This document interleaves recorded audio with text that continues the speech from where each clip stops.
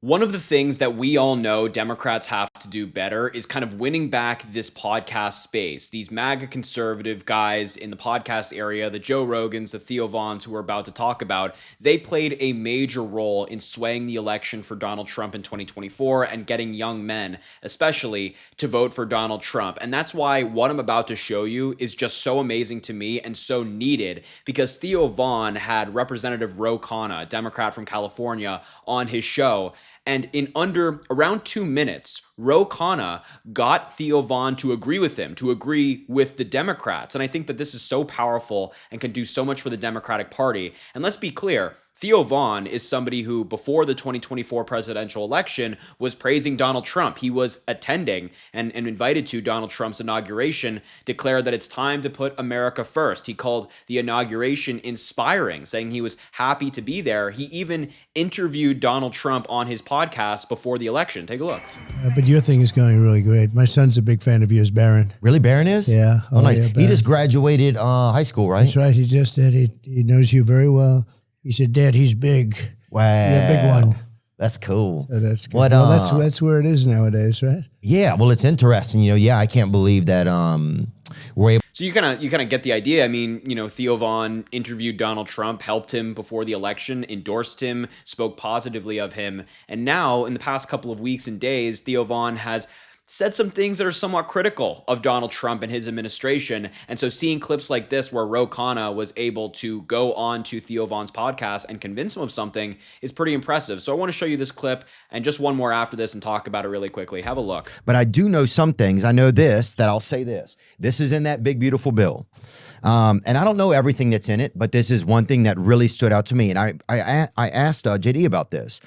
It says, for a full 10 years after enactment, no U.S. state or locality may enforce any law or regulation that limits, restricts, or otherwise regulates artificial intelligence models, artificial intelligence systems, or automated decision systems entered into interstate commerce. Only laws. So what he's referencing here is a provision that's in Donald Trump's big, beautiful bill that essentially prevents regulation on AI for 10 years in states. So if AI gets super developed in the next 10 years and it's starting to take jobs away from people, just hypothetically, right? The states on an individual level can't regulate that. That's what Trump is trying to do. And Theo Vaughn is calling the bill out by name, the big, beautiful bill that Donald Trump is trying to pass, and criticizing it on his show in front of millions. And then listen to Ro Khanna's response. It's fantastic. Laws encouraging use or deployment of AI are excluded. That means that you won't have any legal recourse against a machine. Yeah, basically, like you know how you said you want hands on a wheel? Yeah. If now a state wants to pass a law saying you got to have a truck driver on a truck, you can't do that. If your state wants to pass a law saying you can't have an algorithm in social media that gets young girls addicted to content that makes them more likely to have eating disorders, can't do that. So it's just going to be federal will have the only... Federal will be the only one. And you know what's... Guy, do you not see how crazy... Do you not see what is at the gates? And by the way, you're not going to get federal legislation because the way you get federal legislation in this country is when you get a bunch of states that pass legislation, then you get the industry coming to the federal government saying, oh, there are too many state laws. Can you just get one federal standard? But if you don't have the state laws, you're never going to have industry coming saying, let's get a federal standard. So it's basically like, let's have AI just develop. And that is the problem, right? There's the beautiful AI vision of how your nephews could learn this and build wealth, and we could have some people in one generation have economic security. And then there's the dystopian AI vision where big government and big companies control our data, are making decisions based on what predictive algorithms are telling about us, where we lose control to machines. And the question is, which way are we going to go as a society? And who's going to benefit? Is the AI revolution going to be like globalization? All the money piles up in my district. We'll be sitting here 5 years from now, instead of $14 trillion, it'll be $50 trillion. And places like Louisiana will still be shafted. Or is the AI revolution going to be owned by American citizens? Like, to me, that is the whole biggest question of our society right now. I agree.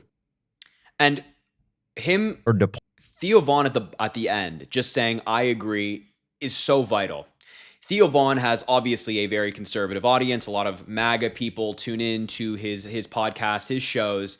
a lot of people who listened to him did vote for Donald Trump. That is a demographic, and it's not hyper political people. It's young men, between the ages of 18 to 29 for the most part, who are just getting out of college, just working their first job. They were sucked into this kind of pipeline, this right-wing pipeline online, and ended up voting for Donald Trump. So for those viewers, hearing Theo Von interview a Democrat saying, I agree with that Democrat, hearing that Democrat say something that is common sense, right? That we are at an inflection point here when it comes to AI, and we need to approach this in the right way and not just basically hand the keys to a bunch of billionaires and their tech companies. Hearing a Democrat articulate that view in a smart way is vital for convincing people. And it's vital for Theo Von, who just said, I agree. A major criticism of this big, beautiful bill that Donald Trump is trying to pass. And he named it by name, said it out loud, and agreed with a Democrat on it. This is a major, major moment. And I also want to show you another clip where they were talking about Donald Trump and what he's trying to do in the Middle East.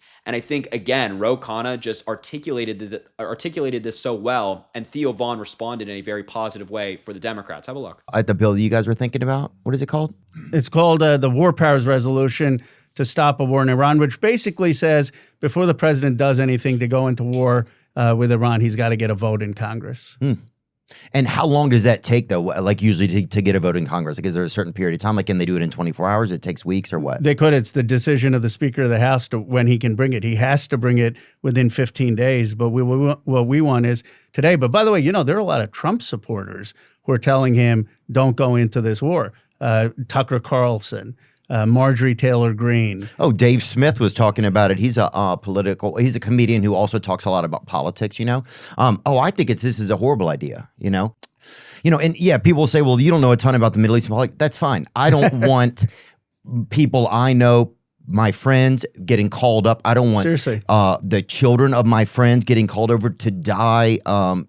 I don't even understand how it's an option. The only reason I even kind of want it to be possible is that if Israel goes to war with Iran, then they'll at least stop killing Palestinian people for a day or two, right? You know what I'm saying? Like, that's like it's like, at least point the guns that way, kind of that's. See, look at this. I mean, Theo Von's like, yeah, I think what Donald Trump is doing, essentially trying to get into war with Iran, is a horrible idea.